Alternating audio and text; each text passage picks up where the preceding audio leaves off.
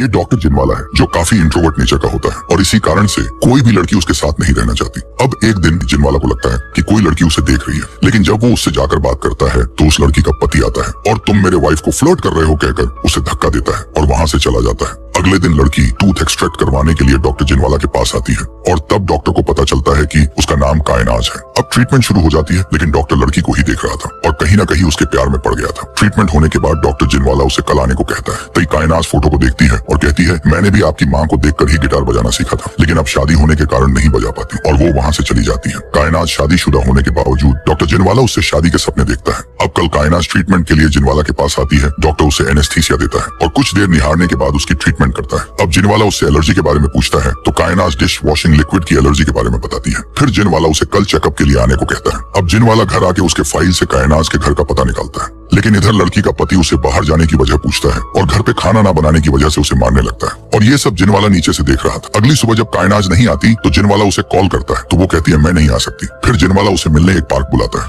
अब कायनाज और जिनवाला पार्क में मिलकर आइसक्रीम खाते हैं और फिर जिनवाला उससे पूछता है कि उसके हस्बैंड ने उसे क्यों मारा, तो वो बताती है कि उसे दोस्तों से मिलना पसंद नहीं है। अब लड़की जिनवाला को डॉक्टर मैं चलती हूँ ऐसा कहती है, तो जिनवाला कहता है कि वो उसे फ्रेडी कहकर उसके नाम से पुकार सकती है, क्योंकि जिनवाला को ये नहीं पता कि वो आगे चलकर क्या करने वाली है। अब अगले दिन जिनवाला कायनाज के घर के बाहर जाता है और उसके पति के जाने के बाद वो उसे कॉल करके फिर से मिलने बुलाता है। अब कायनाज और जिनवाला बार बार मिलने लगे थे और दोनों के बीच प्यार नजर आ रहा था। ऐसे ही एक दिन वो थिएटर में होते हैं तो फ्रेडी उसे किस करता है, फिर कायनाज भी उसे किस करती है और वहां से चली जाती है। अब बहुत दिनों तक जिनवाला कायनाज को कॉल करता है, लेकिन कोई रिप्लाई ना आने की वजह से जिनवाला उसके घर जाता है तो देखता है कि उसके पति ने कायनाज को काफी मारा हुआ है। फिर कायनाज रोते हुए जिनवाला के गले लगती है। जिनवाला उसे पूछता है क्या वो उससे शादी करेगी, लेकिन कायनाज कहती है वो अकेली होती तो बात अलग होती। अब जिनवाला घर जाके काफी सोचता है और फिर कॉल करके कायनाज को पार्क में मिलने बुलाता है। वो कायनाज से कहता है हमें रुस्तम यानी उसके पति को रास्ते से हटना होगा, तो कायनाज उससे कहती है हम ये नहीं कर सकते। फिर जिनवाला कहता है तुम्हें कुछ करने की जरूरत नहीं है, जो करना है वो मैं करूंगा। फिर कायनाज भी राजी हो जाती है। अब जिनवाला काफी सोचता है और एक गन लेने के बाद वहां जाता है जहाँ रुस्तम जॉगिंग को जाता है, लेकिन हड़बड़ी में जिनवाला रुस्तम को गन से मारने की जगह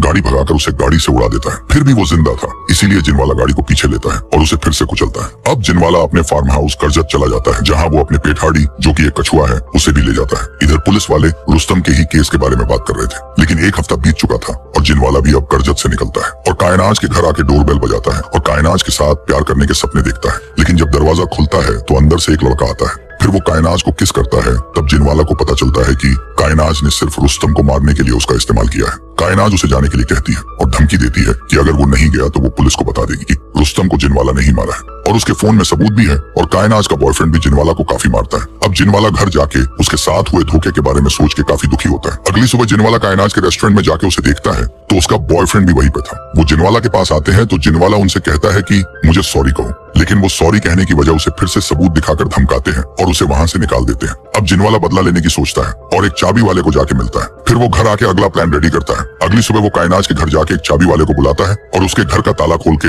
अंदर जाता है। पहले तो वो उनके खाने में नींद की दवा मिलाता है, फिर वो उसकी एंटी एलर्जी की दवा भी निकाल लेता है और उसके शैम्पू की जगह डिश वॉशिंग लिक्विड डालता है जिससे कायनाज को एलर्जी है। फिर वो उनके लैपटॉप के साथ कुछ छेड़खानी करने लगता है। उतने में कायनाज और उसका बॉयफ्रेंड आ जाते हैं। जिनवाला जल्दी से खिड़की के बाहर जाके छुपता है। जब वो दोनों बाथरूम में मुंह धोते हैं तो जिनवाला दरवाजे से निकल जाता है। फिर कायनाज, उमाज और उसका बॉयफ्रेंड बाहर आके खाना खाते हैं। अब रात के वक्त जब कायनाज और उसका बॉयफ्रेंड दवा की वजह से गहरी नींद में होते हैं तब जिनवाला उनके घर में आता है और कायनाज के आंख से फैस लॉक खोल के उसके फोन से कोई मैसेज लिखता है और सारे सबूत भी डिलीट कर देता है। फिर वो बॉयफ्रेंड को चाटे मारता है और उसके फिंगरप्रिंट से फोन खोल के उसके भी फोन से सारे सबूत डिलीट कर देता है। फिर वो उनके गाड़ी की चाबी लेके गाड़ी के साथ भी कुछ छेड़खानी करता है। जब अगली सुबह कायनाज उठती है तो देखती है कि उसकी एलर्जी काफी बढ़ चुकी है। फिर वो जल्दी जल्दी में हॉस्पिटल के लिए निकलते हैं, लेकिन तभी उन्हें पता चलता है कि गाड़ी के ब्रेक्स फेल है। फिर वो कहीं जाके टकराते हैं, लेकिन जैसे तैसे वो बच के हॉस्पिटल पहुंच जाते हैं। इधर डॉक्टर खाना खाते हुए एक छिपकली को देखता है। अब अगले दिन कायनाज बॉयफ्रेंड को बताती है कि किसी कस्टमर के डिश में छिपकली निकली है और उसने वो रिव्यूज पे पोस्ट किया है जो काफी वायरल हो रहा है। वो दोनों रेस्टोरेंट के लिए निकल जाते हैं और उनके जाते ही जिनवाला उनके घर में घुसता है और फिर से उनके लैपटॉप के साथ कुछ छेड़खानी करता है। तभी इधर कायनाज के फोन पे एक फोटो आती है,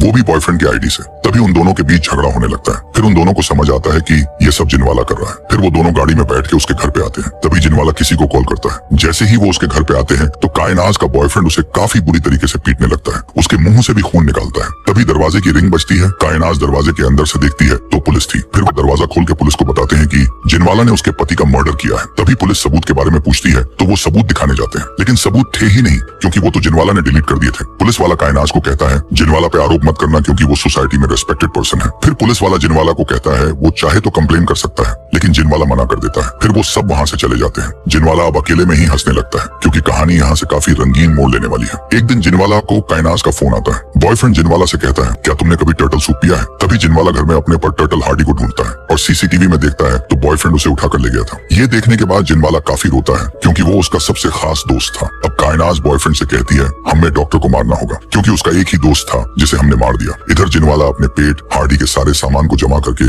उसे जमीन में गाड़ देता है। फिर वो एक भिखारी के पास आता है और उससे कुछ बात करके पैसे देता है। भिखारी अब पुलिस के पास जाता है और बोलता है मैंने वो मर्डर देखा है। फिर पुलिस वाले उससे गाड़ी का नंबर पूछते हैं तो वो जिनवाला के गाड़ी का नंबर बताता है। फिर पुलिस वाले जिनवाला के क्लिनिक पहुंचते हैं और जिनवाला से पूछताछ करने लगते हैं। तो जिनवाला कहता है अगर मैंने आपको सच बताया तो वो लोग मुझे मार देंगे। फिर पुलिस उसे ना डरने को कहती है और सब सच बताओ ऐसा कहती है। फिर वो पुलिस वाले को बताता है कि कायनाज और उसका बॉयफ्रेंड ये कार ले गए थे और उन्होंने क्या किया ये मुझे पता नहीं, लेकिन मैंने जब पूछा और पुलिस को बताने की धमकी दी तो उन्होंने ये मैसेज मुझे भेजा जिसमें उसे मारने की धमकी थी और उन्होंने मेरे पेट को भी मार दिया। ऐसा कहकर उसकी फुटेज जिनवाला पुलिस को दिखाता है। फिर थोड़ी देर बाद कायनाज को पुलिस का फोन आता है और वो उन्हें पुलिस स्टेशन बुलाते हैं। कायनाज और बॉयफ्रेंड सोच ही रहे थे कि उन्हें पुलिस ने क्यों बुलाया होगा। इतने में उन्हें जिनवाला का फोन आता है और वो कहता है मैंने ऐसा सब पुलिस को बता दिया है और सबूत भी दिखा दिए। फिर बॉयफ्रेंड पूछता है तुम्हें क्या चाहिए? अब जिनवाला कहता है तुम मुझे मेरे कर्जत के फार्म हाउस आके सॉरी बोलो। वो दोनों राजी हो जाते हैं। जिनवाला उन्हें कहता है यहाँ से मुझे कुछ सामान ले जाना है तो आते वक्त एक सूटकेस लेके आना। कायनाज और बॉयफ्रेंड दोनों फार्म हाउस पहुंच जाते हैं एक सूटकेस लेके, लेकिन उनका प्लान उसे सॉरी बोलने का नहीं था बल्कि उसे खत्म करने का था। अब जिनवाला उन्हें अंदर आने को कहता है। फिर उन दोनों के बैठते ही जिनवाला एक गन निकालकर टेबल पे रखता है। इसे देखकर दोनों डर जाते हैं। फिर कायनाज जिनवाला को सॉरी बोलती है, लेकिन जिनवाला कहता है कि उन्हें हार्डी को नहीं मारना चाहिए था। तभी धीरे धीरे कायनाज आगे बढ़ते हुए उसकी गन उठाकर उसी पे तान देती है, लेकिन जब वो चलाती है